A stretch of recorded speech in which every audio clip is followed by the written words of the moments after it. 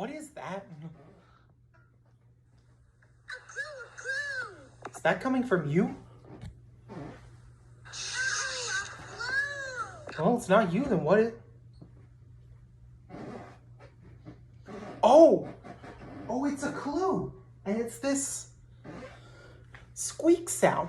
You know what we need? We need our handy dandy. Nope. Right. Okay. We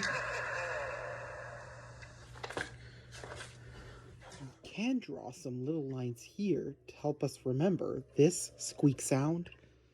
Hey, that was our third clue. You know what that means? We're ready to sit in our thinking chair. Let's go.